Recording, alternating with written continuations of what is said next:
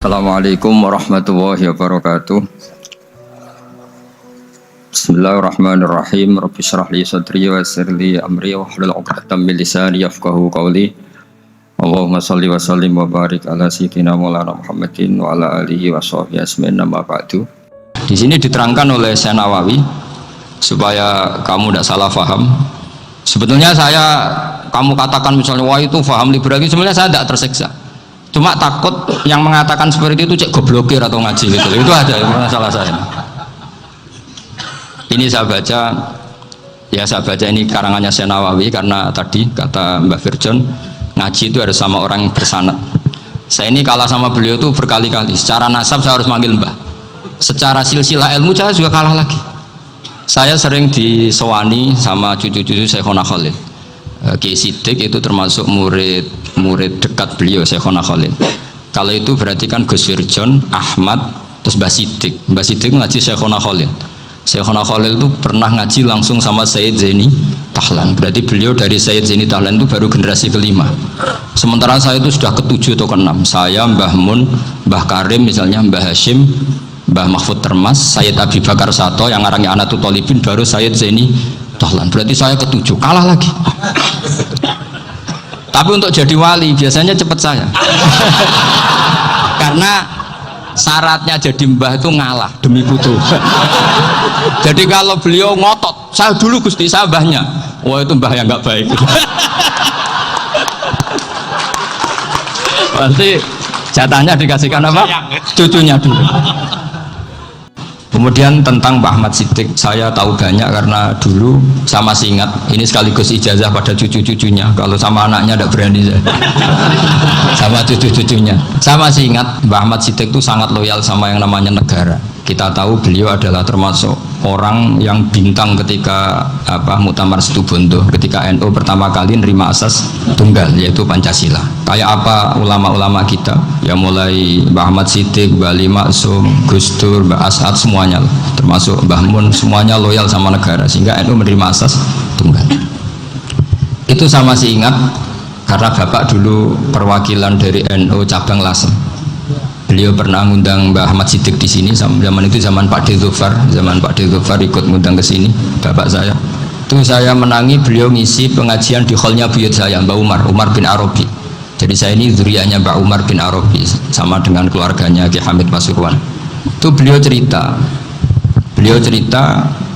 bahwa kemenangan Islam itu tidak harus kita yang menang kangelan. Kadang Allah bikin orang lain yang kangelan, kita yang ikut menang. Jadi dulu kata beliau banyak ulama ketika kita diserang Jepang, saya masih ingat, saya karena pas itu ikut ke Lasem karena saya santri sarang, Mbak Mun ngisi di Lasem, saya ikut di Lasem karena saya masih keluarga. Itu ulama-ulama itu mimpi dibacakan ayat khulibatir rum fi adnal ardi wa hum min ba'di ghalabihim sayaghlibun fi bid'i sinin lillahil amru min qablu wa min ba'du wa yawma idzi yafrahul mu'min. Itu dulu itu ada pertarungan besar antara kerajaan Romawi dan kerajaan Persia. Kita tahu Romawi itu Nasrani. Saya ulang lagi, Nasrani itu percaya adanya Allah, adanya Tuhan, dan percaya adanya kitab samawi. Sementara musuhnya itu Persia, orang yang tidak bertuhan, tidak berdasar kitab samawi. Ketika Persia mengalahkan Romawi, itu orang Islam ikut susah karena terus dibully sama orang-orang kafir Mekah. Orang kafir Mekah adalah orang yang tidak punya kitab samawi. Katanya orang kafir Mekah, iku lho balamu jute duwe kitab jarene di hubungan mbek langit, nyatane perang keok, paling kon yo podo. Jadi ada analogi bahwa kalahnya orang Nasrani itu dianggap simbol kekalahan orang yang bertautan atau berhubungan dengan langit. Akhirnya orang Islam susah. Saking susahnya orang Islam sampai Abu Bakar itu tanya, ya Rasulullah, lalu orang Romawi menang itu kapan? Terus ada surat turun fibit isinin, ya kira-kira 3. Abu Bakar pas itu belum alim-alim amat. Jadi ngartikan 3 itu ya 3 betul, sehingga beliau masyhur itu. Cara Jawa totoan itu kimar. Pokoknya nanti Romawi pasti menang 3 tahun lagi. Akhirnya ketika datang itu taruhannya dengan 10 unta. Datang ke Rasulullah, Nabi menjelaskan, "Loh ndak, bid'u itu mabena salas ilatis itu 3 sampai 9. Kamu jangan bilang 3." Ya sudah, taruhannya ditambah. Taruhannya ditambah sampai 100 unta. Tapi pembuktiannya enggak 3 tahun tapi nunggu 9 tahun. Sampean jangan tanya, berarti dulu pernah taruhan halal. Zaman sebelum ngaji saya sampean sudah sering taruhan, jadi jangan nyalahkan saya. Nanti itu ada ilmunya, namanya nasah apa? Mansukh. Dan taruhannya Abu Bakar tidak kayak sampean. Taruhan yang sangat-sangat demi Islam, bukan demi hadun nafsi. Betul, ketika tahun ke-7 orang Islam itu menang. Gila ya, tahun 9 itu umat Islam menang. Menangnya umat Islam mengalahkan musyrik Mekah itu di Badar. Romawi mengalahkan apa? Persia. Gara-gara Romawi mengalahkan Persia itu cara berpikir orang tuh rubah. Ternyata langit itu ada, kekuatan langit itu ada. Sehingga meskipun akhirnya orang Kristen bilang ada Trinitas, terus mereka keliru dalam mengartikan Isa, tapi ada sekian nabi yang mereka sebut dan mereka hormati. Ada sekian kesamaan. Sehingga dalam Islam, saya ulang lagi, dalam Islam, andai kan disuruh milih orang komunis sama orang Nasrani, Islam tentu sama-sama kerjasama, milih sama yang Nasrani, karena ini ahli kitab, kerjasama loh, bukan milih menjadi Nasrani. Nanti kalian salah paham, senangannya terus bully. Itu semangatnya pasti hasut. Nah, terus lalu relevansinya dengan Indonesia gimana? Wa yauma idzi yafrahul mu'minun. Ketika orang Romawi yang punya kitab samawi mengalahkan Persia yang tidak punya kitab samawi, itu orang Islam ikut bunga, ikut gembira. Itu semua kiai banyak yang mimpi seperti itu. Ini cerita Pak Ahmad Siddiq, saya dengarin itu. Ternyata betul, Jepang itu nggak dikalahkan Indonesia. Jepang, Hiroshima dan Nagasaki dibom oleh apa? Sekutu. Akhirnya Jepang pulang. Pas Jepang pulang, Indonesia merdeka. Itu dulu kiai-kiai sudah nakwil bahwa menangnya Indonesia itu udah harus mengalahkan penjajah. Pokoknya nanti penjajah ada yang mengalahkan. Jadi orang Islam zaman itu tidak bisa mengalahkan Persia, yang mengalahkan itu Romawi. Tapi orang Islam ikut gembira. Itu sebenarnya wa yauma idzi yafrahul mu'minun binasrillah. Jadi orang itu cara berpikir Quran itu beda. Sehingga saya ini cerita ke cucu-cucu Mbah Siddiq karena ya nasabnya sama sampai saya, karena sama-sama sampai Mbah Sambu. Bedanya keluarga saya lewat Mbah Abdul Azim, kalau yang keluarga sini lewat namanya Mbah Yusuf. Itu saudara sama Mbah Abdul Azim, sama-sama sampai Mbah Sambu. Tapi keinginan saya tentu bukan sekedar silaturahim gagah-gagahan diceluk Gus. Celuk Gus repot. Nak ora alim ra pantes. Nak beling ra pantes. Salam templek 1.000 jaluk swarga. Kok mentalah nih 1.000 jaluk. Kamu nginep di hotel 100.000 itu tidak cukup, apalagi untuk bayar apa? Surga. Itu nggak sopan sekali. 1 juta ya nggak bisa itu, 100 juta juga nggak jelas juga. Terus sampean mendingan nggak usah salam template, malah nggak mungkin masuk surga kalau. Jadi dulu yang namanya zuriyah, sampean tenang saja, nasab sampean tidak kalah dengan kita, karena nanti setelah di kuburan itu gus-gus itu nggak penting. Semua kalau tanya bapak kamu siapa, jawabannya siapa? Nabi Ibrahim. Sudah parmin parlan hilang semua, sudah aman pokoknya nanti. Karena kalau nanti ditanya malaikat bapak kamu siapa, jawabnya Nabi siapa? Ibrahim. Makanya saya tuh pemuja Allah yang serius. Sampean ya pemuja Allah, tapi kan kadang kurang alim. Saya ini pemuja Allah serius. Saya tuh kalau ngaji, ya ngaji biasa belajar, tuh sering nangis seneng. Misalnya saya baca tadi, Miftahul Jannah la ilaha illallah, kunci kok dikasihkan. Kita ini masuk neraka gak pantas, enggak bawa kuncinya kok masuk. Harusnya kita ini masuk surga, kita kan pegang kunci surga, gak pegang kunci neraka. Maka aneh kalau kamu masuk neraka, itu aneh. Coba kita pegang kunci surga apa kunci neraka? Tapi kadang teman saya suon rokok anu kunci ini. Karena tidak ada pintunya. Terus saya bilang, kamu kok tahu? Memangnya mau ke sana, kata saya. Saya tidak punya rencana tahun neraka. Karena nanti di antara syafaatnya Quran itu orang kalau mau masuk neraka tidak jadi. Ya nggak apa-apa ya, diatur sendiri. Jadi di antara syafaatnya Quran itu orang nggak jadi masuk neraka. Jadi syafaat itu ada 2, dari neraka diangkat ke surga, dan itu bisa lama itu. Tapi kalau syafaatnya Quran itu yang belum masuk neraka supaya nggak jadi masuk neraka. Karena neraka juga punya aturan, dia juga kena aturan fikih. Jadi betul ini, saya ada guyon ya. Jadi kena konstitusi apa? Fikih. Sama tak ceritani syafaatnya Quran itu ada orang tuh beling itu fasik. Itu dihafal surat Tabarok, hafal betul. Tabarakalladzi biyadihil mulku wa huwa ala kulli syai'in qadir alladzi khalaqal mauta wal hayata. Pertanyaannya gini, boleh enggak orang menginjek surat Baqarah? Boleh enggak? Enggak. Padahal orang hafal Quran itu artinya ayat itu ada di hatinya.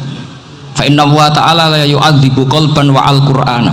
Allah tidak akan menyiksa hati yang menyimpan Quran, yang jadi flash disknya Quran, yang jadi rekaman Quran. Singkat cerita orang ini hafal. Pas ketemu Mungkar Nakir prosedur kan, ini orang fasik mau diantemin sama Mungkar Nakir. Prosedur ya, dia kan prosedur standar. Si surat Tabarok akhirnya menjelma jadi seseorang yang gagah berani. Kamu nggak boleh nyiksa orang ini. Saya ini kalamullah. Kalau kamu nyiksa dia berarti nyiksa saya. Kamu berani sama kalamullah. Wah ya tidak berani jadi Mungkar Nakir. Tapi orang itu nakal, harus saya gebukin. Tapi kata Quran tadi, tapi saya di situ pasti kena saya. Oh debat, nggak ada lajnahnya ini gak ikut. Kalau Gus Wirjon ikut jadi lajnah. Kalau jadi lajnah pasti kroninan. Kalau santrinya dimenangkan nanti. Akhirnya debat. Ya sudah kita ketemu Allah. Akhirnya Mungkar Nakir sama Quran tadi surat Tabarok datang sowan sama Allah. Terus kata Allah, memangnya kenapa Mungkar Nakir? Saya harus nyiksa dia karena dia fasik ya Allah. Memangnya kenapa surat Tabarok? Saya ada di situ. Menurut aturan orang tuh nggak boleh injak Quran. Kalau dia nuduk saya, nuduk Quran, itu harus dikasih tahu fikihnya Mungkar Nakir. Akhirnya Allah ngendikan gini ke surat Tabarok, ya sudah terserah kamu. Kalau terserah pulau Gusti, Mungkar Nakir nggak boleh nyentuh orang ini. Ya sudah selamat. Sehingga terus itu sama baca di termasuk mujizatnya surat Tabarok di tafsir Ibnu Katsir banyak. Karena tadi logikanya malaikat itu juga kena aturan fikih. Sehingga banyak ulama termasuk Said Muhammad ngendikan pertanyaan Mungkar Nakir itu tidak semua orang kena. Kalau semua orang kena nanti kalau tanya Nabi Muhammad, waman nabiyuka? Kacau kan jawabnya. Nabi kamu siapa? Lu saya ini nabi. Ya kan? Lah nanti kalau pas ketemu Nabi Ibrahim, waman abuka? Jadi repot kan? Makanya ada kiai yang guyon kalau ditanya merebuka, saya ini guru tauhid sembrono. Saya ini ngajar Ummul Barohin, kamu tanya merebuka. Masyhur itu keramatnya Imam Malik itu. Ada Ashabu Malik, rajulun min ashabi Malik, beliau ditanya Mungkar Nakir merebuka menabuka.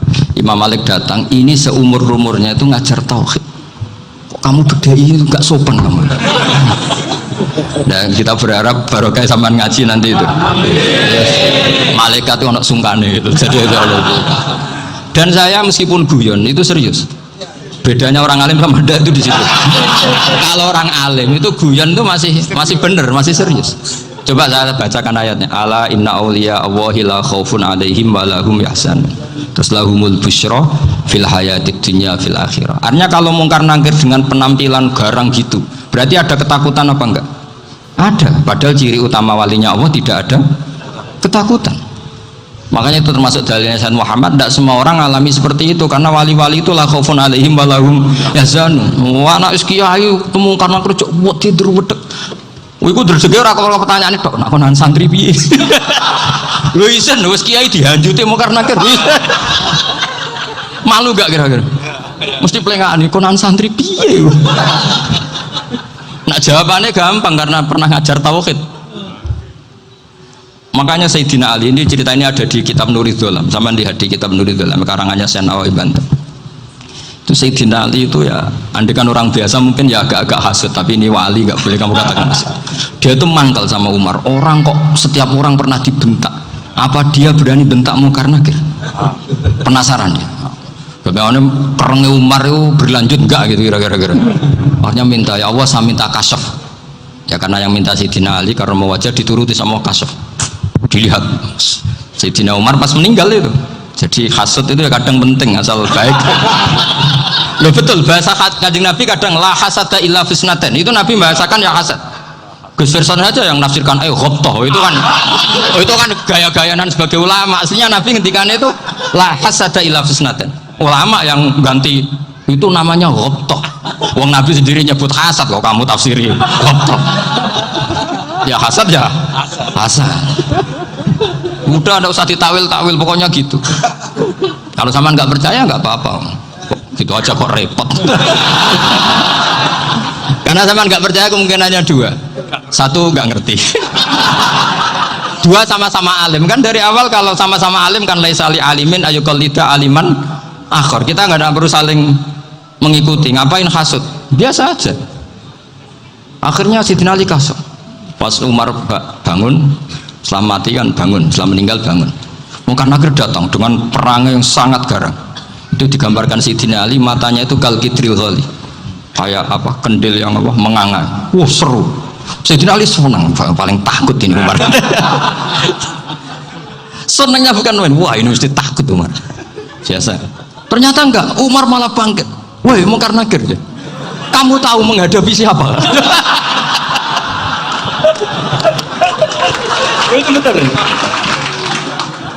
Kamu itu menghadapi temannya ahabbal khalqi ilallah. Yang diandalkan temannya bukan dia. Kamu tahu yang kamu hadapi, saya ini teman kekasihnya Allah. Jadi boleh kamu ngandalkan Mbak Virjon. Tapi nanti resikonya Mungkar Nakir tanya, itu Virjon siapa? Wah itu masalah kan. Makanya syaratnya wali itu harus ma'rufun fis sama. Di langit sudah populer. Makanya dulu ada orang yang saking seninya Abdul Qadir ditanya apa saja jamnya Abdul Qadir Al-Jilani itu aman karena beliau populer. Makanya program kita harus populer dulu di langit. Mau itu nanti kalau dicatut oleh santri-santri nggak apa-apa. Kalau nggak populer nanti dicatat itu siapa? Masalah ya. Umar itu yang dibanggakan itu, kamu tahu saya siapa? Ya enggak tahu, saya ini temannya kekasihnya Allah. Temannya Muhammad, iya Muhammad Rasulullah. Wah mikir, waduh repot ya. Udah di dunia aja gitu kan, temannya presiden, temannya panglima, apalagi ini temannya Sayyidul Awalin wal Akhirin. Di dunia aja bilang temannya presiden, menteri, orang sudah takut, apalagi ini temannya Sayyidul Awalin. Yang karena terus konfirmasi sama Allah, gimana ya Allah ini ngadepi. Sebetulnya diadalkan itu temannya, bukan dia. Wah, akhirnya sama Allah dibilang ya bu, ya sama seorang seperti itu bu yang sopan. Terus semenjak itu Mungkar Nakir itu nggak selalu berpenampilan seperti itu sangat. Jadi semoga itu konsisten sampai nanti. Jadi kamu kalau ingin nggak takut Mungkar Nakir jadi wali. Karena syaratnya tadi hanya wali sing la khaufun alaihim wa lahum yahzanun lahumul busyra fil hayatid dunya fil akhirah. Jadi orang itu kalau ngaji itu harus khatam. Jangan semuanya kena pertanyaan. Dan kalau semuanya kena pertanyaan nanti repot. Kalau Nabi Muhammad ditanya waman Nabi Yuka. Nabimu siapa? Lu kan terus jadi aneh. Jadi makanya ketika Sayyid Muhammad semua ulama lah, nggak ada am kecuali ditaksis. Kecuali sifatnya Allah, misalnya bikulli syai'in alim ya benar-benar bikulli syai'in alim. Tapi kalau am semuanya pasti ada taksis, meskipun dalam muhawarah muhadasah biasa. Misalnya contoh gampang, istri kamu baru seneng kamu, mas nak pengen popo itu lapor aku, gak popo mas, mesti aku seneng gak sama lapor. Iku dia aku pengen wayo, langsung jadi apa wae, mesti apa wae, maksudnya kecuali itu. Gitu. Padahal kalau ngomong, mas sampean ingin apa saja tak dukung, sampean bilang pengen gue iku wayo. Kira-kira disetujui apa enggak? Sama seperti kita kalau punya teman akrab, wah senang omahku gak apa-apa, anggap ya omahmu dewe. Terus mlebu-mlebu kamar. Jadi tidak ada am kecuali di taksis. Artinya kalau ada cerita bahwa orang mati pasti ngalami ditanya Mungkar Nakir, itu pasti ada am yang di taksis. Itu pasti juga dialami para anbiya, para auliya. Karena ciri utama wali itu la khaufun alaihim walahum yahzanun.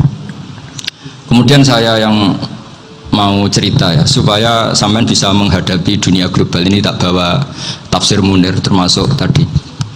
Kenapa orang Islam Rasulullah SAW itu lebih senang Kalau yang menang itu orang Nasrani, Nasrani Romawi, ketimbang yang menang itu orang Faris, dalam hal ini ateis. Karena orang ateis itu lebih ngeri. Sebetulnya beberapa penemuan sains, terutama di ilmu medis, itu orang Amerika, kayak cloning. Tapi orang Amerika itu masih dilarang oleh gereja untuk mengaplikasi. Karena nanti bayi cloning itu dipakai suku cadang.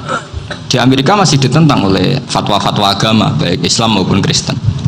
Tapi di Cina itu dipraktekkan, karena nggak ada halangan agama. Di Cina itu biasa ada kondom diolah lagi jadi alat-alat aksesoris. Di Amerika tidak ada, karena masih ada agama, masih ada larangan. Sehingga orang Islam itu lebih takut kalau yang menang itu Persia, karena terus cara berpikir ternyata Tuhan itu tidak ada, langit nggak ada perannya. Jadi ketika yang menang Nasrani masih berpikir itu pertolongan Tuhan, meskipun mungkin cara mengatakan Tuhan beda dengan kita. Tapi ada satu kesamaan bahwa kekuatan samawi itu ada. Jadi disebut hulibatir rum fi adnal ardi wa hum min ba'di ghalabihim sahlibun. Di sini diterangkan oleh Syekh Nawawi supaya kamu tidak salah paham. Sebetulnya kamu katakan misalnya wah itu paham liberalisme, sebenarnya saya tidak tersiksa. Cuma takut yang mengatakan seperti itu cek goblokir atau ngaji gitu. Itu aja masalah saya. Ini saya baca ini karangannya Syekh Nawawi, karena tadi kata Mbak Firjon ngaji itu harus sama orang yang bersanad. Saya ini kalah sama beliau itu berkali-kali. Secara nasab saya harus manggil Mbah. Secara silsilah ilmu saya juga kalah lagi. Saya sering disewani sama cucu-cucu Syekhona Khalil. Kiai Siddiq itu termasuk murid dekat beliau, Syekhona Khalil. Kalau itu berarti kan Gus Firjon, Ahmad, terus Mbah Siddiq. Mbah Siddiq ngaji Syekhona Khalil. Syekhona Khalil itu pernah ngaji langsung sama Sayyid Zaini Tahlan. Berarti beliau dari Sayyid Zaini Tahlan itu baru generasi kelima. Sementara saya itu sudah ketujuh atau keenam. Saya, Mbah Mun, Mbah Karim misalnya, Mbah Hashim, Mbah Mahfud Termas, Sayyid Abi Bakar Sato yang arangnya Anatul Talibin, baru Sayyid Zaini Tahlan. Berarti saya ketujuh, kalah lagi. Tapi untuk jadi wali biasanya cepat saya.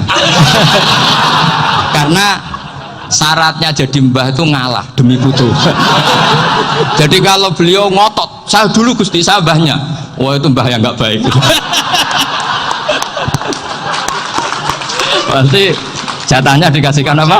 Cucunya dulu. Makanya Abdul Muthalib itu orang yang dapat wangsit, tapi yang jadi nabi itu cucunya. Jadi dalil saya banyak. Sebenarnya Abdul Muthalib itu sudah sering dapat wangsit. Karena saya bacakan wahyu, Nabi yang protes, enggak Nabi kok dapat wahyu. Tapi sebetulnya Abdul Muthalib itu masyhur itu.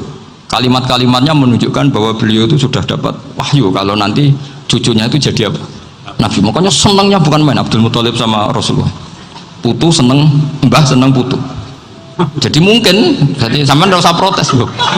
Yang jadi wali kok cucunya. Dulu betul. Dulu Mbah Hamid Pasuruan itu kalau Mbah Ahmad Siddiq ke sana, Mbah Hamid Pasuruan kalau manggil Mbah Ahmad Siddiq itu paman. Tapi pamannya minta ijazah ke ponaan. Apa ya gara-gara itu memang.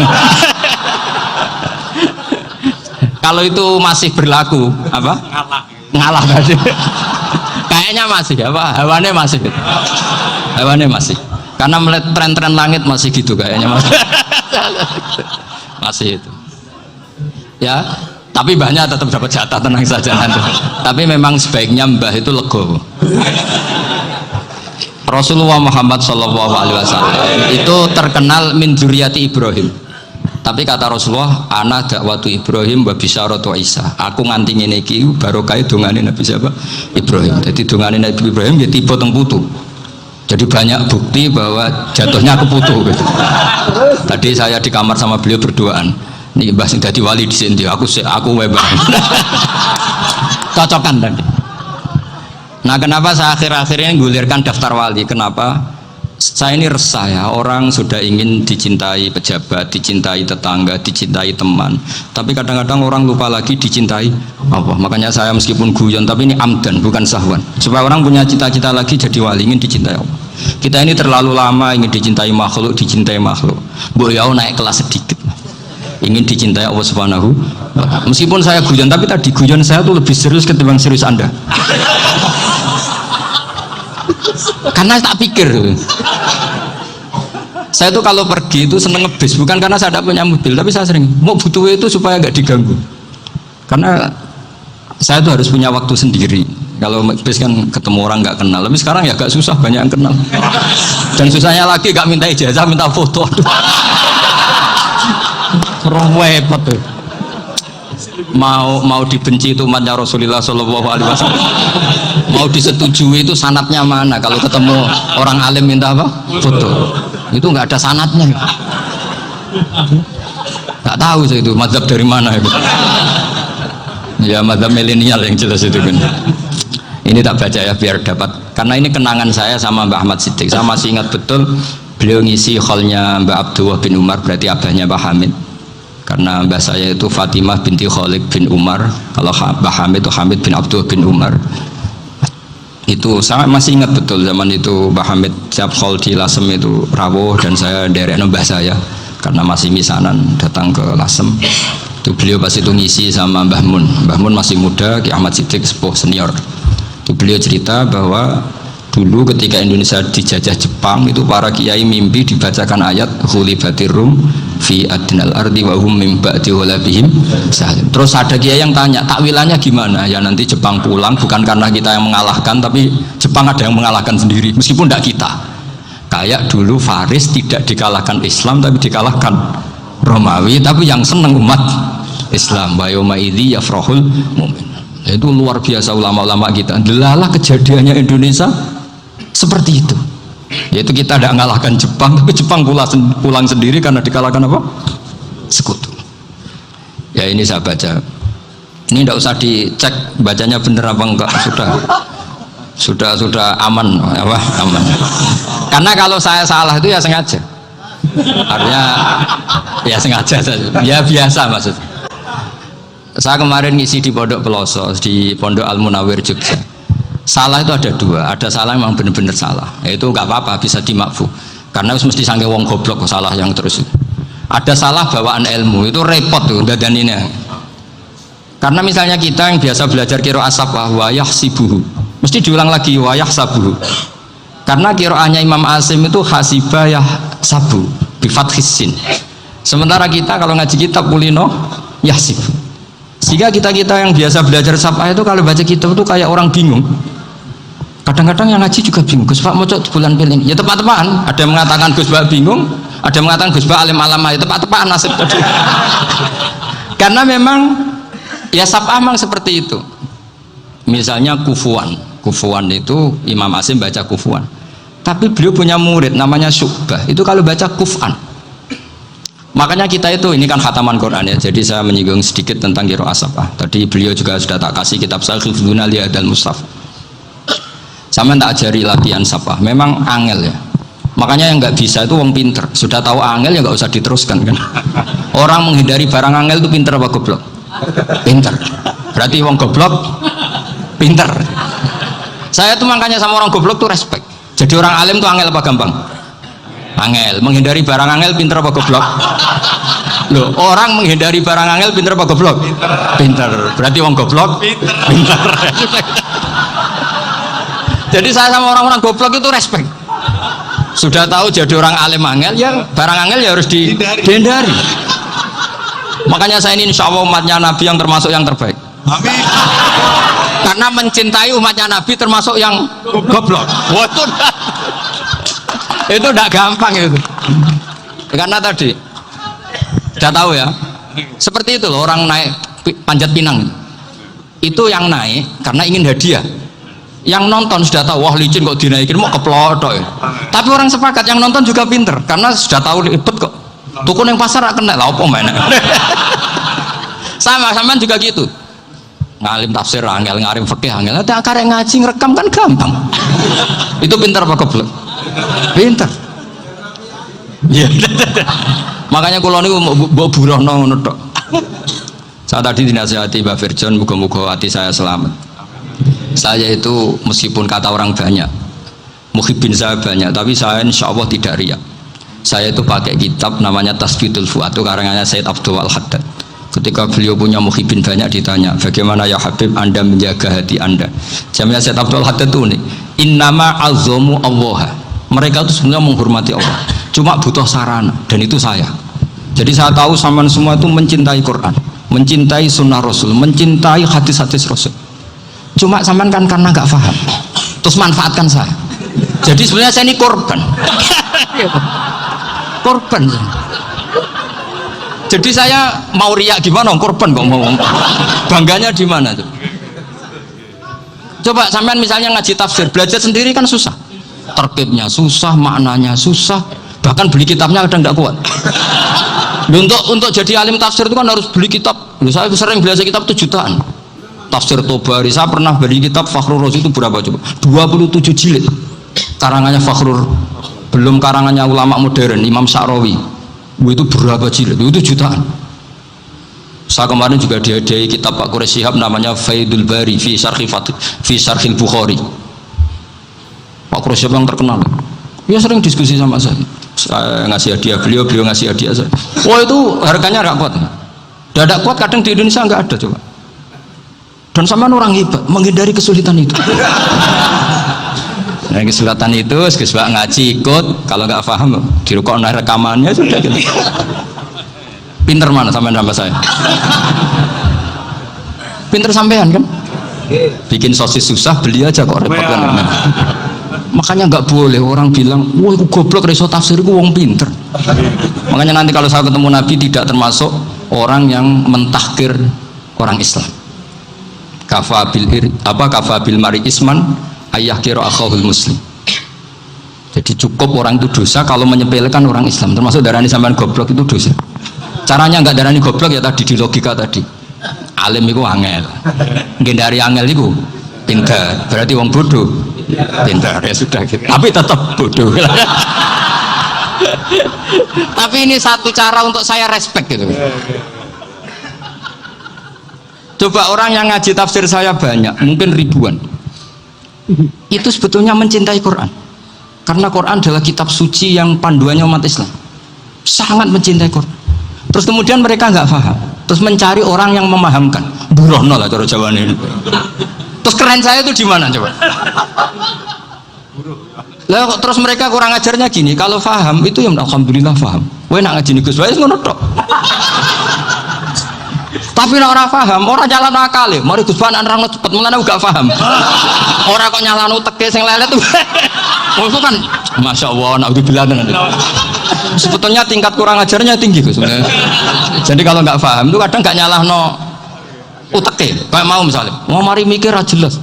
Padahal misalnya jelas orang mesti paham, bodoh. Paham ya? Jadi kata Sayyid Abdul Haddad, innama azzamu Allah. Sebenarnya mereka itu sangat menghormati Allah. Makanya kita nggak perlu mengatakan wasilah itu kafir, nggak akan. Karena orang tawasul sama Rasulullah itu ingin dapat ridhonya Allah lewat orang yang dicintai. Kita mencintai wali sebenarnya, wah itu kekasih Allah. Kita mencintai itu karena mencintai Allah. Sama seperti gini, kamu mencintai kangkung apa enggak? Sebenarnya sama sekali enggak. Tapi kamu ingin sehat, ada asupan gizi. Kamu ingin tubuh kamu sehat, butuh asupan gizi. Kemudian kamu makan kangkung. Apa terus kamu cinta kangkung? Kan enggak. Cinta kesehatan kamu sama. Orang yang mencintai saya ingin kepuasan rohani. Saya kan termasuk kiai yang torekonya gampang. Ini swarga, kan akhirnya penggemarnya banyak. Coba kalau kamu ini neraka. Jadi sebetulnya Anda mencintai kepuasan Anda sendiri. Nah, saya ini korban. Makanya untuk masuk surga cepat saya. Korban itu cepat. Da'watul mazlum la turaddu kan gitu. Laisa bainahu wa bainallah hijab. Jadi saya kalau dongo langsung seret langit. Karena mazlum. Saya sinau tafsir itu Pak, sampean bayangkan ada tafsir itu sudah 27 jilid. Sengarang Fakhrur Razi itu bulatnya bukan main. Karena dia ahli filsafat. Bulatnya Masya Allah. Sudah gitu sinau Jalalain kadang dikomen oleh Sawi. Sudah kita percaya Jalalain jebuli dibuli Sawi. Percaya Sawi dikandani, oh itu Maliki Rasafi, oh ribet. Sudah gitu sinau Qurtubi, sinau tafsir Tobari itu susahnya. Belinya susah, belajarnya susah. Padahal saya punya keluarga, punya istri, punya anak. Bayangkan kalau istri saya rewel, kayak istri sampai. Wah itu. Tapi alhamdulillah enggak. Sama sekali enggak. Allah sudah milihkan, wah ini bahaya kalau punya istri rewel. Imam Sibawai itu kitabnya banyak, tapi yang terbukukan hanya kitab Sibawai. Karena beliau kalau sudah belajar lupa istri. Hanya pas beliau di pasar, kitabnya dibakar semua sama istrinya karena dianggap saingannya. Ternyata yang dicerai tidak kitabnya, malah istrinya. Itu Imam siapa? Tapi alhamdulillah kitab saya nggak terbakar, aman. Saya teruskan ya. Jadi untuk menjaga ria dilatih innama azzamu Allah. Sebenarnya mereka itu menghormati, sehingga wasail-wasail itu sebenarnya nggak pernah jadi subjek pelaku utama, tetap Allah. Sebab itu kata Sayyid Muhammad, kamu kok mengatakan wasilah itu kafir itu gimana? Ketika innallaha qad ba'atsa lakum taluta malika. Talut itu ya manusia. PD-nya itu apa? Inna ayata mulkihi ayyatiyakumud tabut fihi sakinatum mir rabbikum wa baqiyatum mimma taraka ahlu Musa wa ahlu Harun tahmiluhul malaikah. Jadi beliau PD itu kalau bawa sunduk semacam peti sakti, sing di situ ada baqiyatum mimma taraka ahlu Musa wa ahlu Harun tahmiluhul malaikah. Ya kayak semacam jimat ya. Tapi saya bukan mensyariatkan jimat enggak, karena nanti banyak penjual yang pembohong juga gitu loh. Cuma cerita, kamu tidak usah mengatakan kafir. Dulu Tolut PD-nya kalau bawa sunduk semacam peti kesaktian yang di situ ada baqiyatum mimma taraka alu Musa wa alu Harun tahmiluhul malaika. Sehingga Khalid bin Walid meskipun beliau sahabat dan menyaksikan wajah Rasulullah SAW, itu bawa sya'aratun min sya'aratihi Rasulullah SAW, bawa rambutnya Nabi. Perang kemana-mana itu diletakkan di pecinya. Nanti sama tanya lagi, masa pakai peci Khalid bin Walid ini? Wah panjang, sampai itu repot. Sampai tak warai ngaji usul fikih. Usul fikih itu kalau ngaji itu ada istilah tangkihul manat. Ini mestinya wilayah yang kita bisa berdebat sama Mbah Firjon. Dulu itu musuh saya karena saya makili Anwar, beliau makili Peloso. Tapi tahu-tahu kalah tua terus saya mengundurkan diri. Di fikih itu ada istilah, ada tangkihul manat, ada tahqiqul manat, ada tangkihul manat. Tangkih itu kira-kira gini, lafadz hadis itu dibuang sekian untuk tahu bahwa itu madarul hukmi. Misalnya gini, tak beri contoh paling gampang, sama harus paham, kalau nggak paham nggak pinter-pinter. Ja'a a'rabiyun ila Rasulillah sallallahu alaihi wasallam. Ya karena ini menghormati Mbah Ahmad Siddiq, saya orang alim, jadi ngaji ini tetap ada suasana alim. Ya harus ada suasana alim, nggak perlu jadi orang alim, tadi susah. Sudah ngedari susah itu pintar, sudah itu aja. Jadi orang alim susah, ngedari barang susah pintar, berarti orang tidak alim pintar.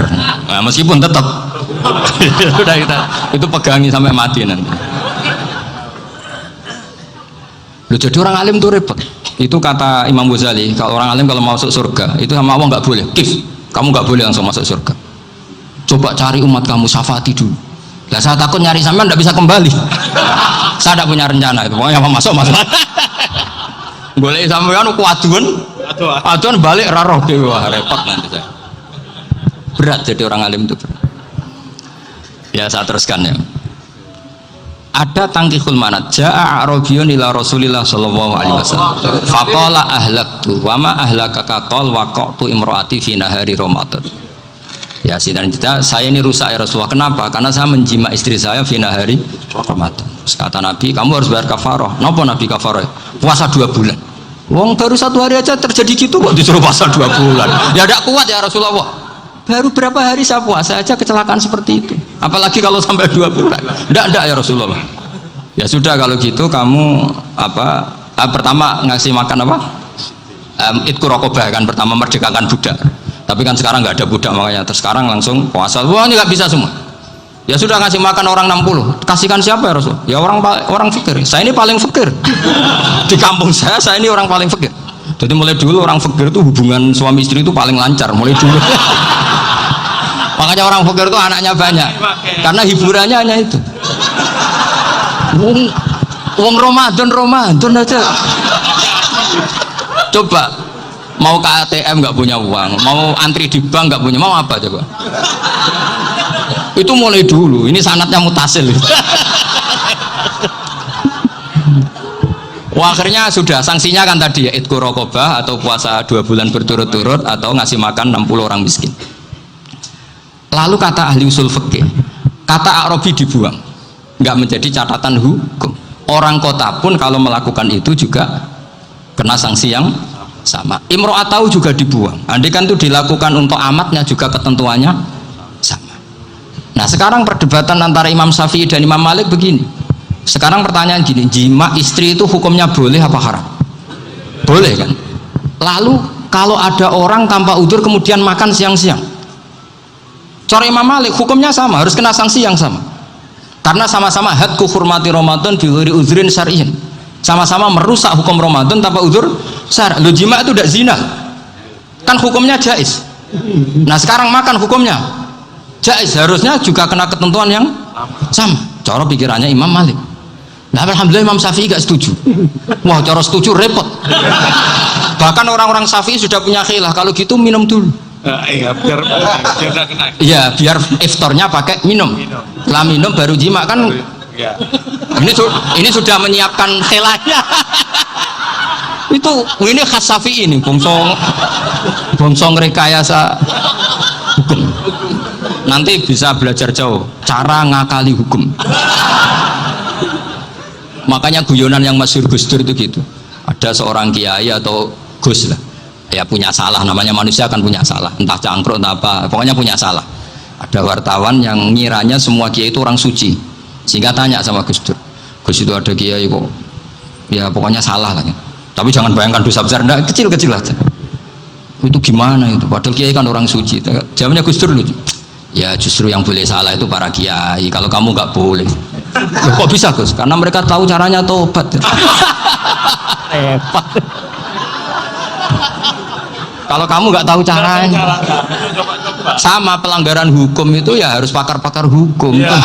Itu yang tahu caranya rekayasa. Kalau kamu ya kena pasal kan ya. Jadi kamu jangan niru saya. Saya ini punya sekian cara untuk pembunuh. Nah, itu namanya khilaf. Makanya kata Sayyid Muhammad, kamu tidak usah anti khilaf, karena Abu Hanifah itu membolehkan khilaf, kitabul khiyal. Yang penting kamu soleh dulu, setelah soleh nanti Allah maklumi. Soleh dulu, syaratnya soleh dulu. Kalau tidak soleh jangan.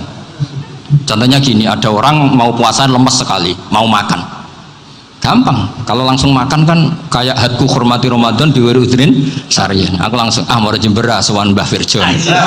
Sudah status saya Pak musafir. Sudah berangkat aja sampai Tuban makan. Nanti kalau nggak jadi ya nggak apa-apa, sudah kan mulai pergi sudah musafir. Saya tidak tahu nanti malaikat tertarik gebuki nggak tahu. Tapi itu ada khilafnya, asal soleh. Karena kata Sayyid Muhammad dan semua kitab mengatakan itu. Kalau sama nggak tahu ya kebablasan. Nabi Ayub, yang nabi yang terkenal Gudiken itu siapa? Ayub ya. Itu yang Israiliyatnya kan seru. Gudiken dikukur bek kreweng itu terlalu lah kalau itu. Untuk kreweng konti, uning Arab orang kreweng itu sudah masalah itu. Singkat cerita, Nabi Ayub ketika diasingkan kaumnya itu kan nggak punya sumber makanan. Lah orang lelaki itu mulai dulu egois. Istrinya Nabi Ayub itu cantik sekali, udah cantik, rambutnya bagus. Makanya kamu nggak usah tanya kenapa istrinya kayak banyak yang cantik. Ya, nah warasatul anbiya, nggak boleh gitu. Kalau nggak cantik ya warasatul anbiya dari segi balak. Istrinya Nabi itu semuanya cantik. Nggak usah tanya sebabnya apa, pokoknya gitu, semuanya cantik. Singkat cerita, beberapa kali istrinya Nabi Ayub itu kerja demi bisa nafkahi Nabi siapa? Suatu saat itu tidak ada pekerjaan yang cukup untuk beli roti. Satu-satunya peluang dapat rezeki itu putrinya raja itu rambutnya berondolin. Terus ada sayembara siapa yang rambutnya bagus mau dibeli. Sampai rambutnya istrinya Nabi Ayub itu dijual. Nabi Ayub tersinggung karena itu mengurangi kecantikan. Jadi lelaki mulai dulu gitu. Udah nggak urun kalau istrinya nggak cantik itu komplain. Itu khasnya lelaki. Jadi kalau kamu gitu ada sanadnya juga, tenang saja ya. Komplain ya pegawaian itu. Saking mangkalnya Nabi Ayub terus ngendikan la adriban naki mi'ata sautin. Kamu akan saya pukuli dengan mi'ata sautin atau dengan 100 cambukan.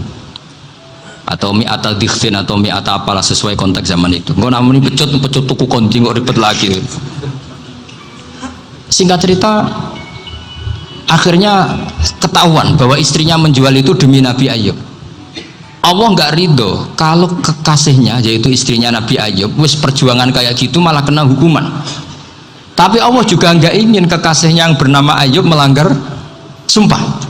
Padahal beliau sudah sumpah, wallahi demi Allah nanti tak pukul dengan 100 kali. 100 kali dengan lidi lah misalnya, contoh yang gampang tuh lidi. Akhirnya sama Allah dikasih satu solusi. wa khud biyadika dikhsan fadrib bihi wala tahnas. Ya sudah, lidi itu ikat jumlahnya 100, terus pukul sekali saja, anggap saja sudah 100. Iku pangeran sing warai ngakali ngono iku pangeran. Tapi syaratnya soleh, syaratnya soleh. Jadi kalau kamu anti khilaf berarti anti ajarannya Allah di ayat itu. Wa khud biyadika dikhsan fadrib bihi wala tahnas. Itu dulu ada, ini cerita di Ithaf, ini cerita terakhir, ini sudah sama, jangan nama sudah. Terus pengumuman tadi, yang nggak pernah sepuh ngutang saya itu haram tadi. Karena tadi saya punya kewajiban di rumah yang bisa menggugurkan kewajiban yang lebih besar. Lebih besar itu ya tadi, bisa pernah guru, pernah sepuh, yang jelas gak umur sampean menang kabeh itu, tua serepot itu. Ada raja itu ganteng kaya, senengannya nikah perawan cantik, itu semua kampung mesti kenal. Mungkin digilir atau gimana pokoknya. Suatu saat ada pemuda suka sama perempuan yang di kampungnya, cantik sekali. Kemudian pemuda ini ternyata pekerja di kerajaan itu. Tiap hari ditanya, oh itu yang di kamu yang cantik siapa? Mau saya nikahin gini. Wah bahaya, ini saingannya raja. Jadi yang dibidik pemuda tadi itu saingannya. Si raja ini orang yang namanya raja kan gengsinya tinggi. Kaifatangkihuha wa qad ra'aitu qad qabbalaha rajul. Kok nikah piye? Saya tuh pernah melihat dicium lelaki. Wah, gak mau. Gak gelem, kadang ditambung lan waqat qabbalaha rajulun. Saya pernah melihat sendiri qabbalaha rajulun, dicium oleh lelaki. Wah, sudah gak minat raja langsung, gak keren. Suatu saat pemuda tadi nikahi perempuan itu. Rajanya marah, kamu lelaki gak punya harga diri gini. Gak punya selera, gak punya harga diri, sudah pernah dicium orang kok tetap dinikah. Terus bilang ke raja, ta'rif manir rajul, lelaki itu siapa? Abuha. Kamu tahu lelaki itu siapa? Sopo? Abuha. Bapaknya. Saya kan hanya bilang rajulun. Pernah dicium lelaki. Lah pikirannya raja itu lelaki kue-kue ngene iki. Tapi butuh canom mau raja ben gak sido itu aja tuh. Baru kayak digulirkan gitu, waqat qabbalah rajulun. Wah nggak mau. Setelah itu suatu saat pegawainya tadi nikahi perempuan. Kamu nggak punya harga diri gini. Kamu tahu mandir rajul apa abuha? Wah nak ngono aku gak apa-apa. Lah monggo sakniki wis bojo kula. Ora trimo wis diambung wis macam-macam. Lah itu namanya khilah. Apa? Khilah. Kalau di Balawa disebut tauriyah atau apa. Tapi saya tidak ngajari sampean seperti itu. Sudah pinter sebelum saya ajarin. Bongso ngakali kan sudah pinter. Ya ini terakhir tak baca Arabnya saja nanti. Bismillahirrahmanirrahim. Biar dapat barokahnya Syekh Nawawi juga barokahnya guru-guru. Bismillahirrahmanirrahim. Wasababu nuzuli hadil ayati annahu kana baina farisa war rumi qitalun wa kanal musyrikuna yawadduna antaghliba farisu ar-ruma li anna farisa kanu majusiyan ummiyin wal muslimuna yawadduna ghalabatar rum ala faris liqaunihim ahla kitabin. Jadi zaman dulu orang Islam lebih senang kalau yang menang itu orang Nasrani. Kalau bandingannya ateis, karena bagaimanapun percaya kekuatan langit. Sementara orang ateis sama sekali tidak percaya kekuatan. Apapun bedanya kita dengan Nasrani itu ada kesamaan, yaitu percaya adanya kekuatan langit. Sehingga ketika orang Romawi kalah itu orang Islam ikut susah. Paham ya? Makanya ini tak baca biar sampean nggak macam-macam pikirannya. Fab'atha Kisra saat terusnya, ya pokoknya seperti itu. Akhirnya Rasulullah SAW berdoa lebih senang yang menang itu Rom karena ahli kitab. Artinya apa? Kemenangan ahli kitab adalah kemenangan makhluk atau hamba Allah yang mentautkan kekuatan kita di bumi dengan kekuatan langit. Jadi yang dikatakan mukjizat itu seringnya kan dikasih definisi satu pertunjukan yang di luar kemampuan manusia. Sehingga tongkat Nabi Musa membelah laut merah disebut apa? Mukjizat.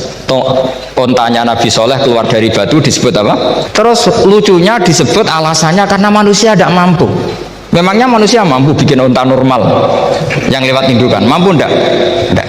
Artinya umatnya Rasulullah lebih sering melihat kekuatan Allah Subhanahu wa ta'ala kulla waqtin wa hinin, setiap saat, karena cara berpikir sudah dibenahi Al-Qur'anul Karim. Paham ya?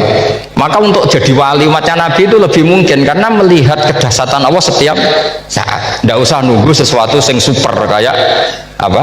Kan filakil bahri, sebagaimana laut terbelah oleh tongkatnya Nabi siapa? Musa. Terus ketiga, kalau logika mukjizat gini itu terus menerus seperti yang dialami Nabi Musa, resikonya adalah umat selalu menuntut hal yang aneh-aneh dan melupakan hal yang pokok. Itu lebih bahaya lagi. Misalnya begini contoh gampang, kita ini hidup di bumi setelah sampean belajar ilmu falak atau astronomi atau belajar geologi, planet yang sebesar ini apa, semuanya itu sudah maha dahsyat. Gara-gara kita berpikir butuh kejadian yang aneh, ya gara-gara ingin kejadian yang aneh, mungkin lama-lama Anda ingin cari model hewan yang kepalanya itu di pantat, baru percaya kudrahnya Allah. Lama-lama kamu jadi dukun, seneng ular yang berkepala manusia, itu baru dasar. Nanti menjadi klinik. Makanya kritiknya ulama, mukjizat itu tidak perlu dituruti. Karena kalau dituruti itu bahaya bagi kelangsungan kenormalan kita.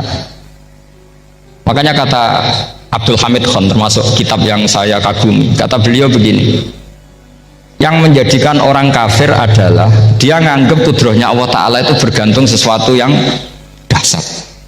Dia nggak sadar bahwa keseharian dalam hidupnya semuanya pertunjukan kudrahnya Allah Subhanahu wa Ta'ala. Kayak tadi saya contohkan nyamuk tadi, inna woha la yastahi ayyadriba masalam ma, terus terusannya ba'udotan fama fokwa. Kayak apa susahnya bikin nyamuk? Sudah kecil, punya alat kelamin, punya organ, punya urat, lalu dalam tubuhnya juga ada kuman, kumannya juga berorgan. Kebayang nggak Anda bikin seperti itu? Enggak. Dasar mana dengan tongkatnya Nabi Musa? Sama-sama berstatus kita tidak mampu sama sekali. Dasar mana? Sama kan? Nah, itu yang diinginkan Rasulullah Shallallahu Alaihi Wasallam, dan Al-Quran menggiring kita cara berpikir begitu terus. Sehingga Quran cukup menghentikan wa ma min dabbatin fil ardi wala ta'iri yatiru bi janahaihi illa umamun amsalukum. Sebetulnya burung yang setiap hari terbang, yang setiap hari lewat Anda, itu semuanya bukti kekuasaan Allah Subhanahu wa Ta'ala. Tidak usah nunggu kejadian-kejadian super dahsyat. Terus keempat, korbannya para kiai, termasuk saya. Jadi nanti kalau saya tidak bisa haji terbang, wah tidak kiai, tidak bisa terbang, tidak bisa kayak Harry and Potter misalnya gitu, tidak bisa kayak Harry. Jadi nanti kiai juga dituntut gitu, bisa terbang kayak Aladin. Jadi nanti repot. Semua kebenaran agama bergantung pimpinannya ini punya kedahsyatan-kedahsyatan itu.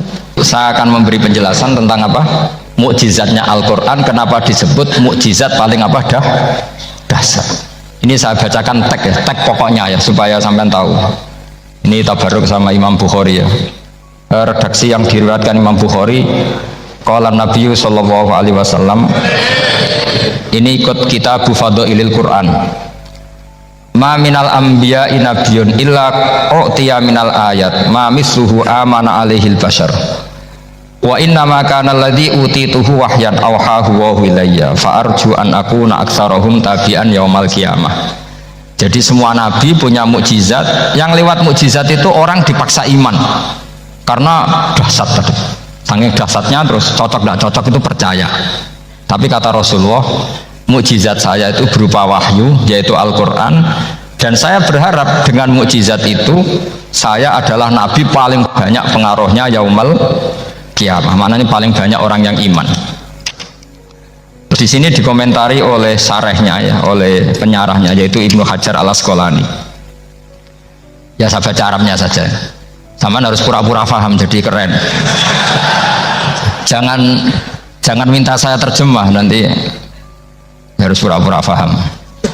Bagus kok, mantas sabah bi qaumin fa huwa minhum. Jadi bergaya orang kaya ya dikira apa? Kaya. Bergaya ulama ya dikira apa? Ulama. Nanti bergaya wali juga dikira wali. Saya baca ya, ini luar biasa menurut saya. Al makna annal mu'jizati al madiyata kanat khisyatan tusyahadu bil absor kana qoti soleh wa asa Musa.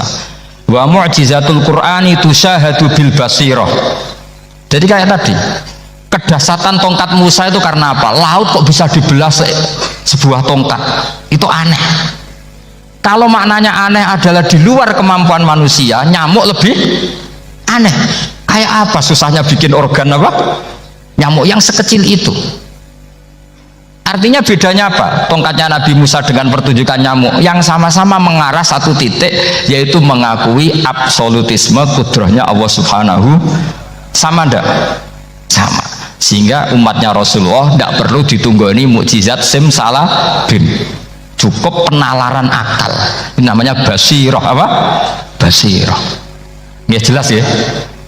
Mohon sampean ra usah kepen roh tokate Nabi Musa tuh. Cekap melihat apa? Nyamuk. Ya sudah bagus, sudah maju, sudah keren. Ya jelas ya.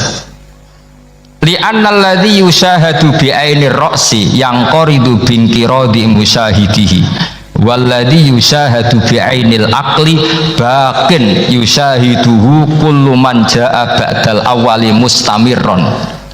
Sesuatu yang dipertontonkan lewat sesuatu yang fisik kayak tongkat Nabi Musa, itu yang percaya langsung tentu yang melihat.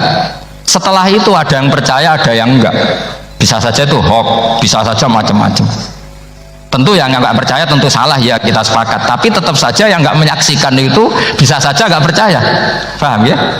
Tapi logika kedahsyatan nyamuk, siapapun yang punya nalar percaya. Artinya giringan Al-Quran untuk melihat mukjizat itu kedahsyatan Allah bikin nyamuk itu abadi ila yaumil kiamah, dan siapapun yang waras akan ikrar dan tetap menyaksikan, karena insya Allah ada nyamuk terus ila yaumil kiamah. Itu kan teman tidur kita, makanya kamu kompromi dengan nyamuk, sekali-kali jangan dicaplek, ini ayatnya Allah.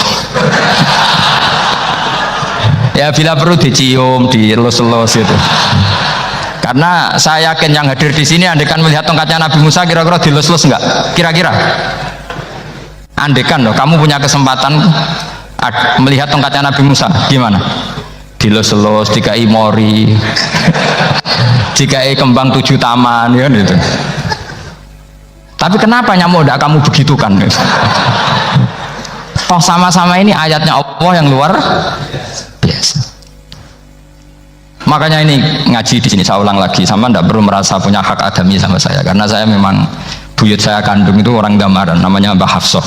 Hafsah itu binti Maksum bin Soleh bin Asnawi Sepuh. Jadi saya ini termasuk turunan beliau yang keluar dari Kudus di Rembang. Karena mbah saya kandung itu sepupunya Mbah Sahal, ya sama Mbah Sahal, ibunya Badiah ya putrinya Mbah Hafsah ini.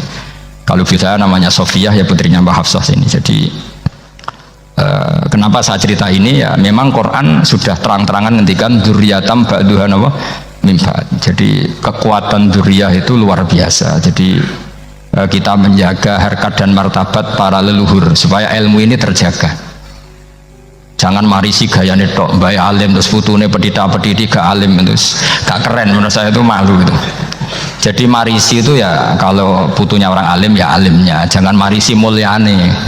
Orang alim terus mulia tok gelem dicucup, itu gak keren harusnya. Niru alimnya dulu baru sama-sama dicucup, itu baru betul, Pak. Jadi ada aturannya. Saya teruskan. Sehingga Quran kalau menggiring mukjizat, ketika Rasulullah SAW dituntut kafir Mekah, kita tahu kan mereka nuntut apa misalnya? Lan nu'mina laka hatta tafjura lana minal ardi nabayam bu'a au takuna laka jannatum min nakhili wa inabin fatufajjiral anharu khilalaha napa tafsira au tusqitas samaa kama zamta alaina kisafan au ta'tiya billahi wal malaikati qabila au yakuna laka baitum min zuhrufin au tarqa sama. Masih mereka bilang gini, walan nu'mina liruqiyika hatta tunzila alaina kitaban naqra'u. Mereka nuntut tuh, Muhammad saya percaya kamu Rasul, tapi syaratnya Mekah yang tandus sulap jadi kota yang subur makmur, menjadi jannat subur makmur. Atau begini saja Muhammad, kalau kamu gelo sama saya mangkel karena kita ada iman, turunkan saja adab kisafam minas sama, turunkan saja adab. Atau begini Muhammad, kamu kan bilang utusan Allah, kamu datang saja bersama Allah, digandeng gitu, digandeng terus sama Allah diangkat tangan kamu, dimaklumatkan kalau kamu Rasulnya. Au ta'tiya billahi wal malaikati qabila. Karena mereka dengan logika yang salah. Yang dikatakan mukjizat itu sesuatu yang seperti itu. Artinya kalau kamu berpikir mukjizat yang seperti itu, berarti Anda turunan kafir Quraisy. Anda turunan apa? Kafir Quraisy. Maka nggak boleh berpikir mukjizat seperti itu. Nyatanya Allah cukup menjawab dengan ayat wa ma min dabatin fil ardi wala ta'iri yatiru bi janahihi illa umamun amsalukum. Dijawab lagi inna fi khalqis samawati wal ardi waqtilafil laili wan nahar wal fulkil lati tajri fil bahr saturuse la ayatil liqaumi yakin. Semudah itu kita iman kedahsyatan kudrahnya Allah. Cukup melihat kerbau, kok bisa ya jaga populasinya, padahal tidak pernah dia seminar cara jaga populasi. Nyatanya tetap terjaga. Tanpa lamaran ya bisa jaga keturunannya. Tanpa sesar ya anaknya lancar. Tanpa sesar kan?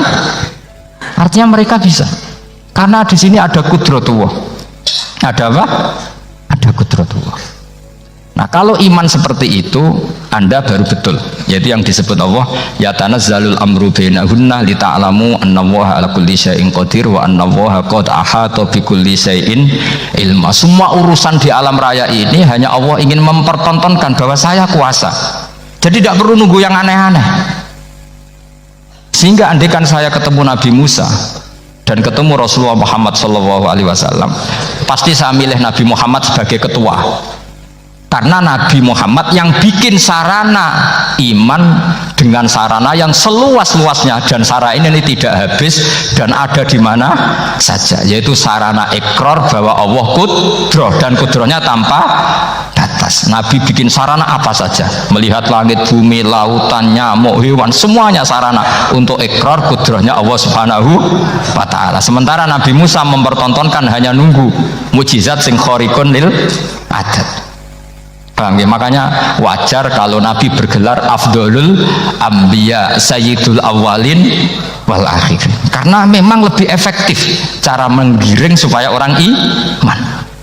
Sekarang sudah tahu kenapa Nabi jadi Sayyidul Awalin wal Akhirin? Sudah ya? Mungkin kemarin-kemarin tahu tapi gak tahu logikanya. Pokok iman selewat ke musola ngaji iman itu iman yang kurang betul itu, karena tanpa nadzor. Itu namanya taklid yang statusnya mukhtalaf alaih, masih disidangkan di MK. Paham ya? Iman jadi iman taklid itu iman yang masih disidangkan oleh para ulama. Ada hakim yang bilang sah, ada hakim bilang tidak sah. Tanya anak-anak Qudsiyah, imanul muqallid itu mukhtalaf alaih apa mujma' alaih? Mukhtalaf alaih. Kalau imanu ahli nadzor mujma' insya Allah barokahnya ngaji ini semuanya min ahlin nadzor. Apa? Min ahlin. Jangan amin sudah jadi, ini sudah jadi. Kalau amin kan masih berdoa, bisa makbul bisa ndak. Nggak boleh iman kok. Ayo iman kepada Allah dan Rasul, amin, nggak boleh. Sesuatu yang pasti nggak boleh diamini, itu kan jadi kacau nanti. Harus bilang apa? Sami'na wa ata'na. Nanti lama-lama kamu disuruh Allah, ayo sholat, amin. Tidak boleh. Jadi amin itu ada aturannya. Tapi bukan berarti saya nyalahkan jenengan, enggak. Ya memang salah gitu. Jadi kan ya saya memang statusnya salah. Ya saya ulang lagi ya. Berarti Rasulullah adalah Rasul yang sukses membuat sarana orang kembali ke Allah, mengakui kudrohnya Allah dengan sarana apa saja, melihat rumput, melihat hewan, dan hewan itu ya apa saja, gabah itu apa saja, hewan yang melata di bumi apa saja, semua bukti kudrohnya Allah. Bahkan Rasulullah sukses membiarkan umatnya nggak ditunggui beliau tetap iman, mergo ditunggui konsep sing super gini kok Al-Quranul Karim. Jelas ya? Tapi caranya memahami ya seperti yang saya terangkan ini. Ya saya baca lagi ya yang.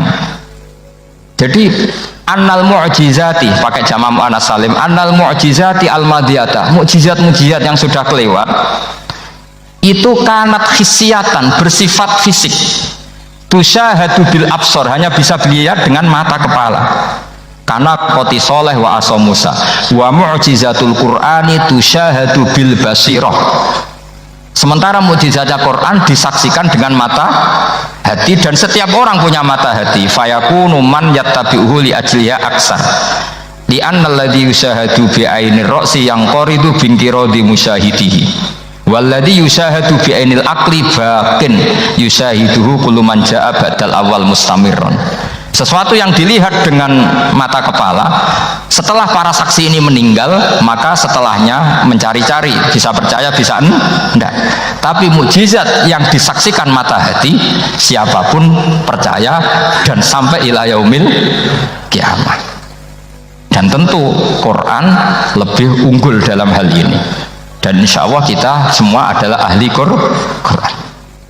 Yaitu harus punya kesimpulan falam mata bayyana lahu qala a'lamu annallaha ala kulli syai'in qadir. Sebagian ayat wali ta'lamu annallaha ala kulli syai'in qadir wa annallaha qad ahata bi kulli syai'in ilma. Itu kenapa mukjizat Al-Qur'an dasar. Itu yang gampang-gampang ya, melihat nyamuk, unta, kerbau itu yang gampang. Anda tak naikkan kelas sedikit menjadi agak ilmiah. Misalnya begini, kamu ahli falak. Misalnya kamu ahli falak. Misalnya kayak Batu Rehan. Itu pasti tahu kalau matahari dan rembulan dibikin Allah itu asyamsu wal qamaru bi husban. Bahwa matahari dan rembulan dibikin ini untuk hisab. Walladzi ja'ala syamsa diya'a wal qamara nuran wa qaddarahu manazila li ta'lamu 'adada sinina wal hisab.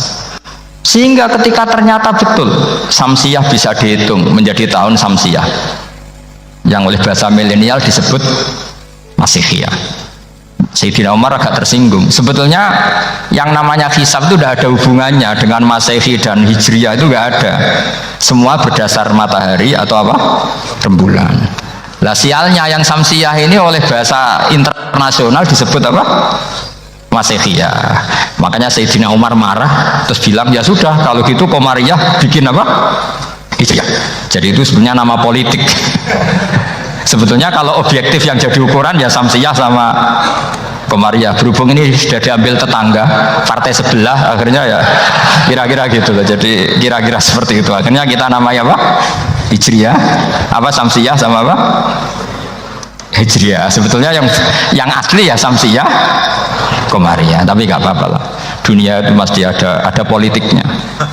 Lah yang repot orang-orang fanatik hukum pakai bahasa nasional, itu repot. Jadi misalnya kematian Yesus Kristus, itu mesti Batu Rehan kan nggak percaya. Akhirnya ditambahi kematian Sibeh. Karena kalau bilang iya kan percaya, makanya ditambahi apa? Sibeh. Karena menurut orang Islam berkeyakinan Nabi Isa itu nggak terbunuh, maka ditambahi apa?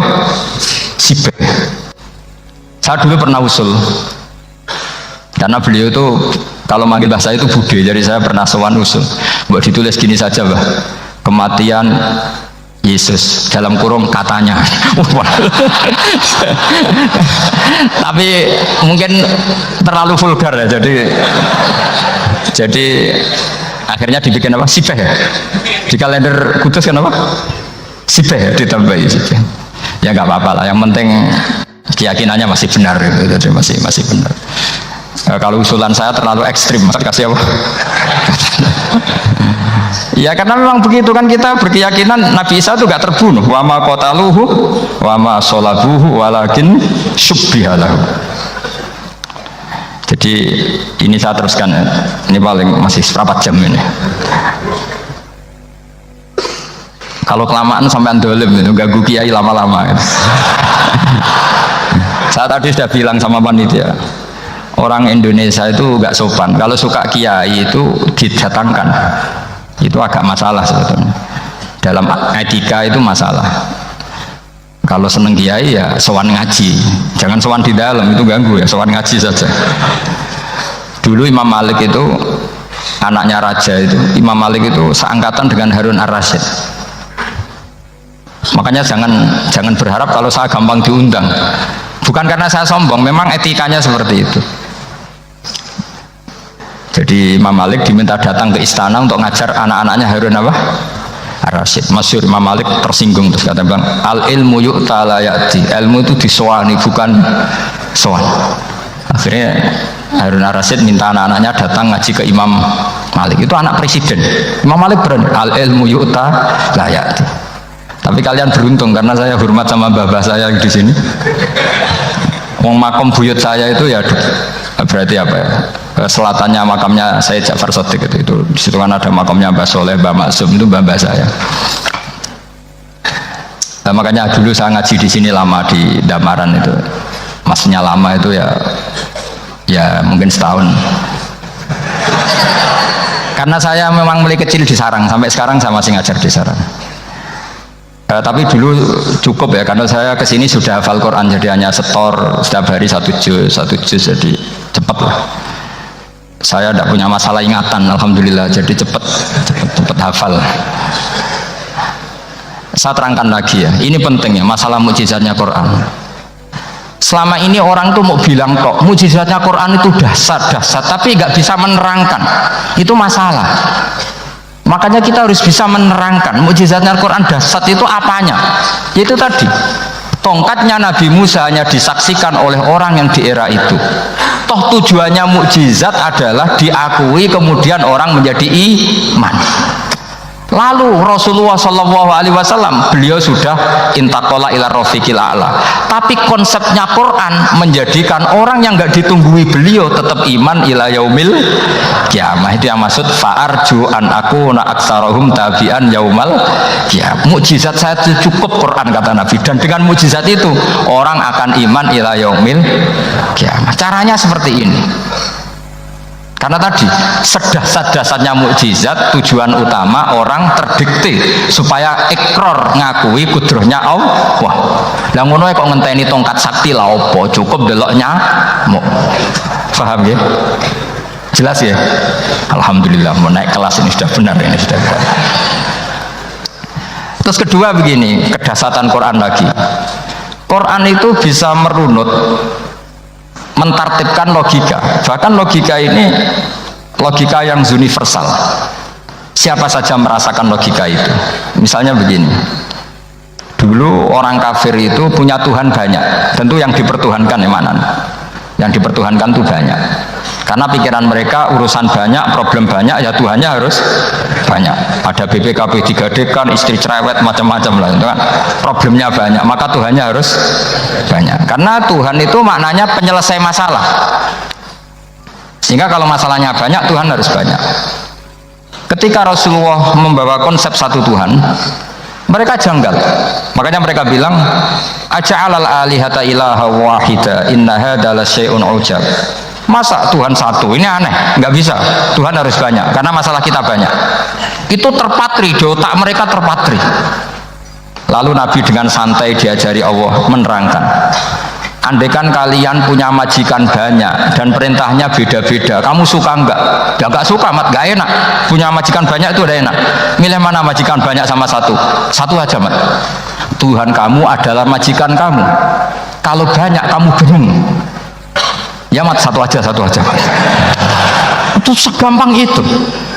Jadi menggiring, Tuhan itu kan bos kita, tuan kita. Kalau banyak berarti yang memerintah kita banyak, dan bisa konflik bos-bos kita ini karena berebut anak buah tadi.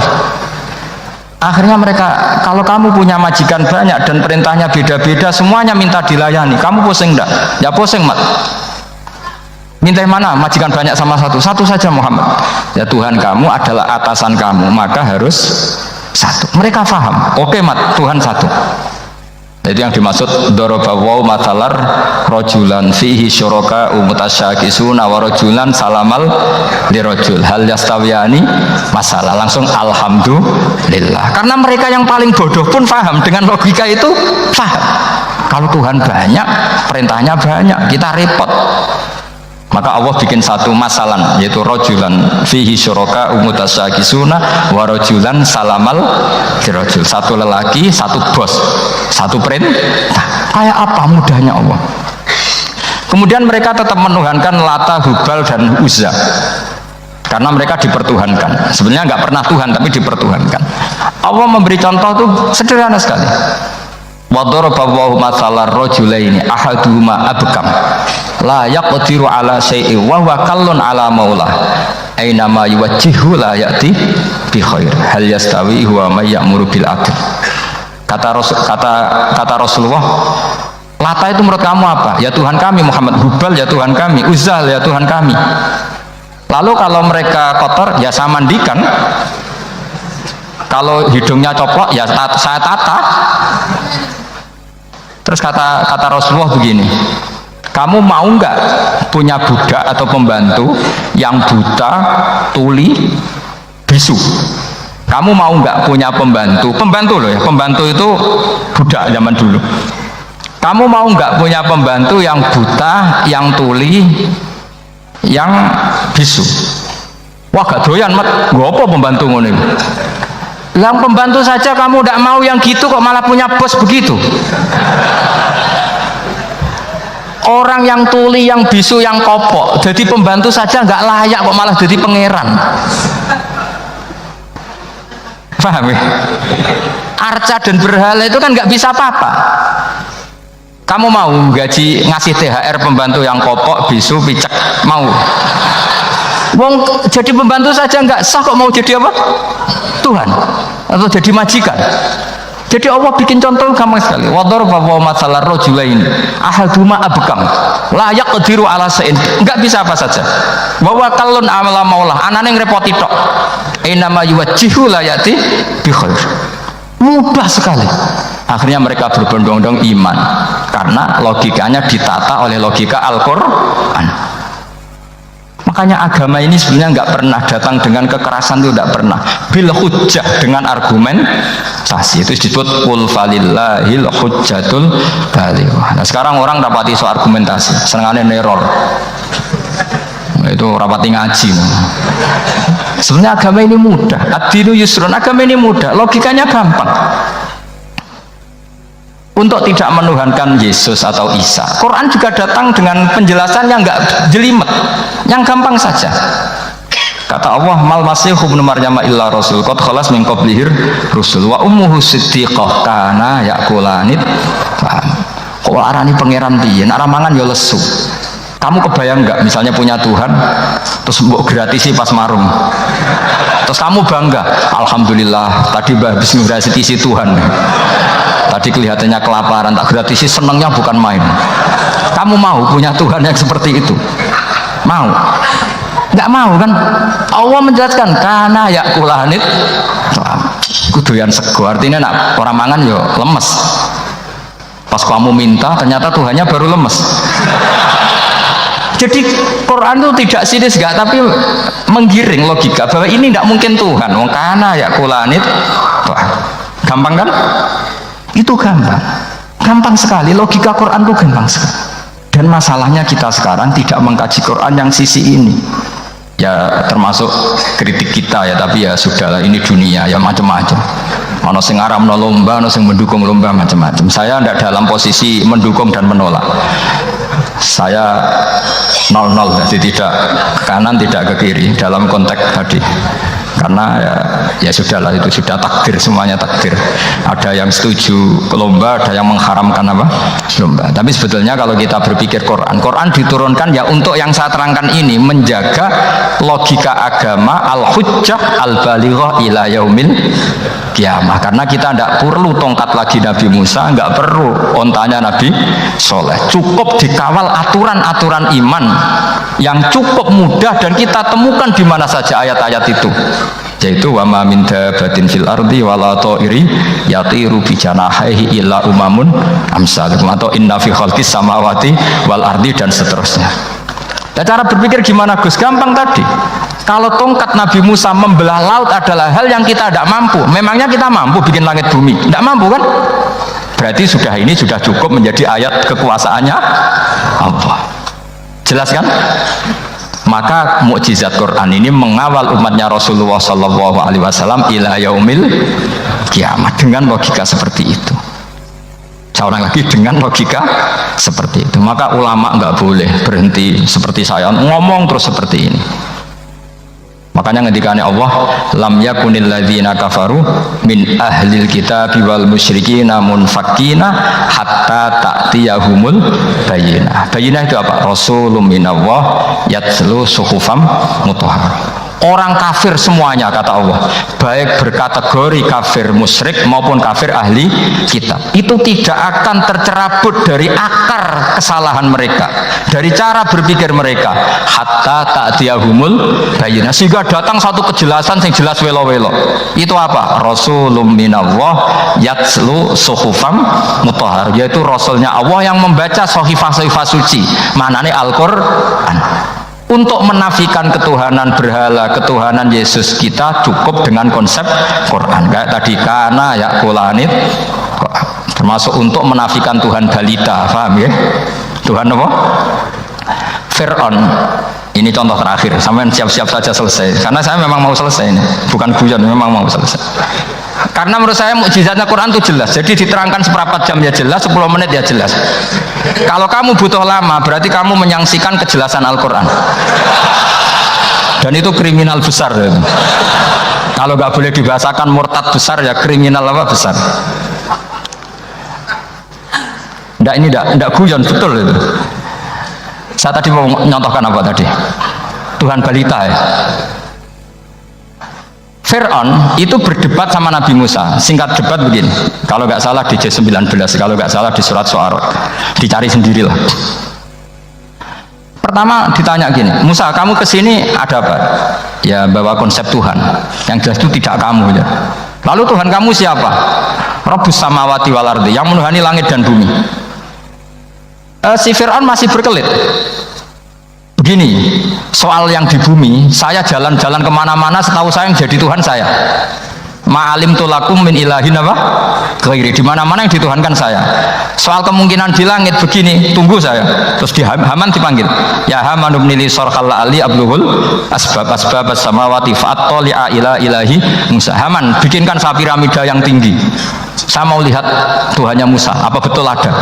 Padahal andikan terjadi piramida kan Tuhan pun nggak bisa dilihat. Wong sampean yang wali saja tidak bisa melihat. Wali tadi yang sing disakeni Allah tadi itu aja nggak bisa melihat. Apalagi Fir'aun.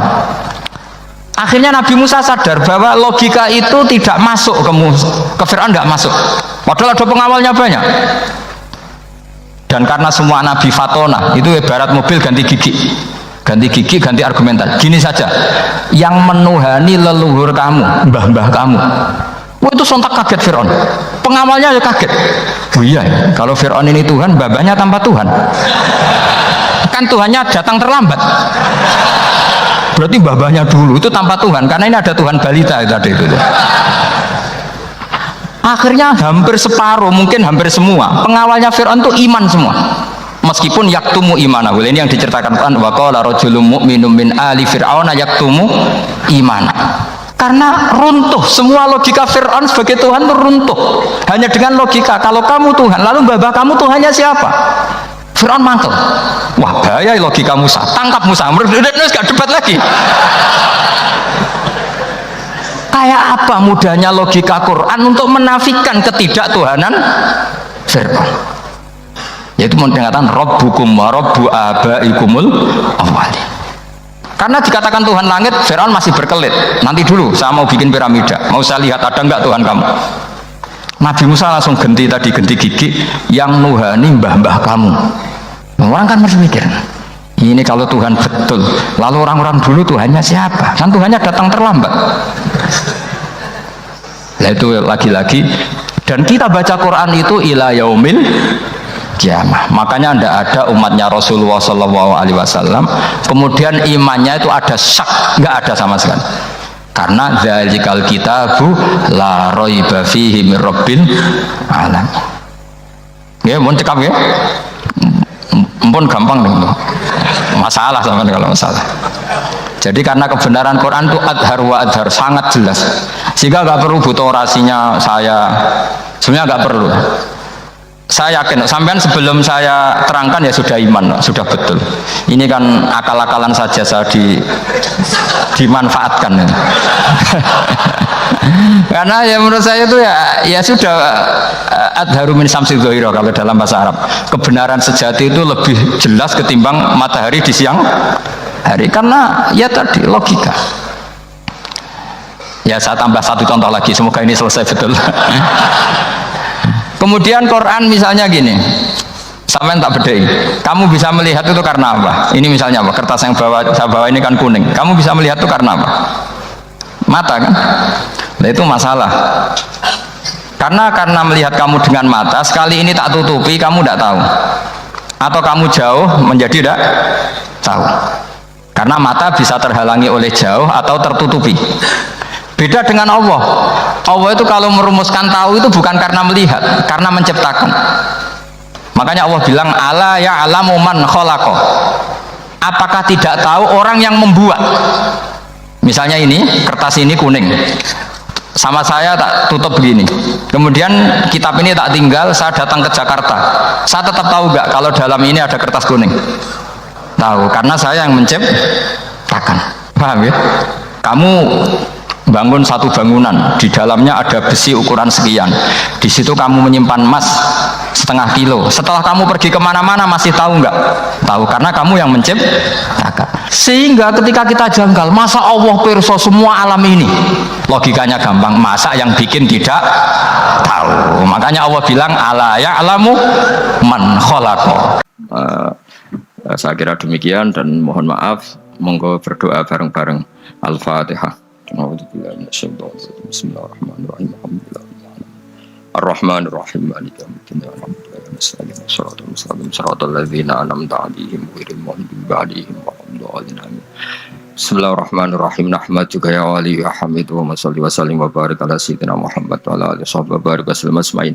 Wa shalli ala anbiya'ika rusulika asma'in. Allahumma ij'alna ya wa ahla baldatina aminina mutmainnina alladziina la khaufun 'alaihim wa la hum yahzanun. Waj'alna salimin wa ghanimin mu'afin min kulli bala'id dunyal akhirah. Waj'al ya Allah salamatan yusla biha kitabukal karim.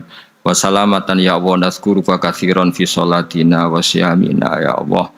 Wa taj'alana ya Allah mimman ya'buduka wa mimman yarjuka wa mimman yakhafuk. Allahumma ya ij'al hadhil baldatan thayyibatan mubarakah baldatun thayyibatu wa rabbun ghafur.